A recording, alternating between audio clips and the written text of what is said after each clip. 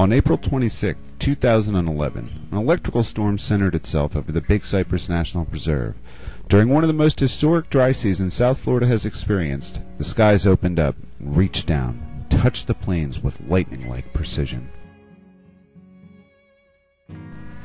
The dry conditions persisting within the swamp made for the real possibility of a large, uncontrolled fire, which could threaten private and preserve property, as well as the health of the overall resource. And with the lightning strike came a 500-acre fire set ablaze just south of the Little Deer Trail in the center of the preserve. While wildfires are a natural aspect of the Big Cypress Swamp, the conditions surrounding this burn were ripe for a disaster. Within 2 days, the fire had grown to 3,000 acres and showed no signs of slowing. So a Type 1 incident management team was called in to manage the fire. Here Deputy Incident Commander Tony Shaka describes the Type 1 team and what they do. I'm Tony Shaka, the Deputy Incident Commander for Jarhead Fire's Type 1 Incident Management Team out of the Southwest. We're comprised one of the 16 national teams that are in the country. Most of our team members are made up from Arizona and New Mexico, although we have some other team members from other places. The way it works, if you're curious about the teams, is there's 16 teams and they rotate nationally. Once a week, the next team comes up, and with this assignment, when the Big Cypress National Park, Park Superintendent Pedro Ramos and his staff decided that they needed an incident management team to come and manage it. The wildfire is given the name Jarhead Fire in honor of one of our fire management officer's nephews, who recently returned from a tour abroad with the Marines. By May 1st, the Type 1 team, led by Duggar Hughes, had been mobilized, while the fire had increased to 9,400 acres.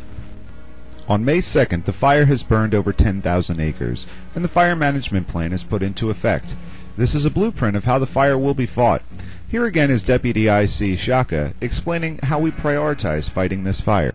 The whole secret to successfully controlling one of these large fires is having patience and making sure that the assignment for the firefighter is safe, and that what they're doing, and as they apply fire to the landscape, that application is also safe. With our priorities of personnel and property safety lined out, by the 8th day of the Jarhead Fire, the counterattack is launched. 12,150 acres have been consumed by the fire by the time this suppression and backburn operations begin. Utilizing several helicopters, water is flown in and dropped onto the fire to quench the flames and slow their advance. At the same time, firefighters on the ground light a fire line out and away from the main body of the fire. This line will burn towards the larger fire, eliminating fuels along the way. Eventually, the fire will have no fuels left to burn and burn itself out. These operations continued for the next 4 days, with the fire consuming an additional 15,000 acres, bringing the total to just over 27,000 acres. By May 7th, rain finally moved back into the area, helping to quiet and slow its advance. Even with this rain, 360 firefighters, 21 fire engines, 13 swamp buggies, and 7 helicopters, the Jarhead Fire burned on.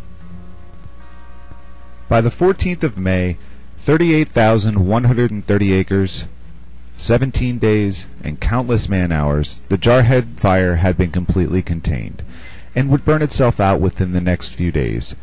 The Jarhead had taken a toll on the Big Cypress Swamp. In addition to the acreage lost, 4 Florida panther kittens were also lost to the flames. However, the professional and rapid response of the Big Cypress staff and the Southwest Incident Management Team expedited the containment and prevented further destruction.